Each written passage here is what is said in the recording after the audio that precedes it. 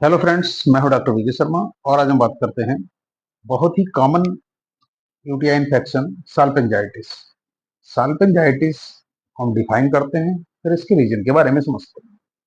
साल्पिंजाइटिस का मतलब होता है जो ओविडक्ट होती है या बोल सकते हैं फैलोपियन ट्यूब होती है, जिससे ओवरी से ट्रांसफर होकर ओवम जो है यूट्रस तक पहुंचता है, या बोल सकते हैं जिसमें फर्टिलाइजेशन प्रोसेस होता है। एम्पुलरी स्टमक जंक्शन पे जहाँ फर्टिलाइजेशन होता है वहां से जाइगोट जो है वो आपका यूट्रस में इम्प्लांट होता है। तो उस प्रोसेस फर्टिलाइजेशन का सारा प्रोसेस ओविडक्ट में ही होता है।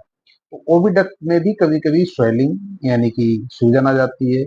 बहुत से फैक्टर हो सकते हैं, बहुत से कारण हो सकते हैं, जैसे कि बैक्टीरियल इन्फेक्शन हो गया, वायरल इन्फेक्शन हो गया, अबॉर्शन की वजह से इन्फेक्शन वहां पहुंच गया है, या ब्लड से इन्फेक्शन हो गया है, या ट्यूबरक्लोज इन्फेक्शन हो गया है, गोनेरियल इन्फेक्शन हो गया है, क्लेमाइडियल इन्फेक्शन हो गया है, या सेक्सुअली ट्रांसमिटेड डिजीज की वजह से कोई इन्फेक्शन हो गया है। तो इन सब रीजन की वजह से फैलोपियन ट्यूब में जब इन्फ्लामेशन हो जाता है यानी कि स्वेलिंग हो जाती है, यानी कि आपके उसमें सूजन आ जाती है फैलोपियन ट्यूब में, तो उससे क्या होता है कि फैलोपियन ट्यूब में सूजन आने की वजह से प्रॉपर ओवम का ट्रांसफर नहीं हो पाता है ओवरी से और यूट्रस के लिए, और उसमें फर्टिलाइजेशन का प्रोसेस भी नहीं हो पाता, जिससे कि उसका ल्यूमेन जो होता है फैलोपियन ट्यूब का, यानी कि अंदर का जो ल्यूमेन होता है जिसमें ट्रांसफर होते हैं ओवम और स्पर्म, वो प्रॉपर तरीके से ट्रांसफर नहीं हो पाते हैं और ऑब्स्ट्रक्शन हो जाता है उसमें, हाइडल यानी कि उसमें बाधा उत्पन्न हो जाती है उनके ट्रांसपोर्टेशन में और फर्टिलाइजेशन में। तो इससे कि प्रेगनेंसी कंसीव होने में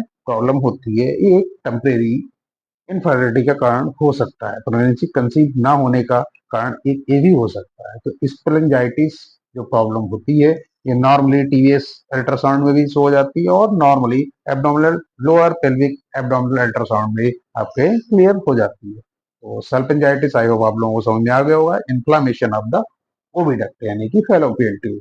और रीजन इसका bacterial viral infection, sexually transmitted disease, और बहुत सारे मोस्टली ये देखा गया है कि अबॉर्शन या मिसकैरेज के बाद पोस्ट डिलीवरी के केस में ये चीजें देखने को मिलती है।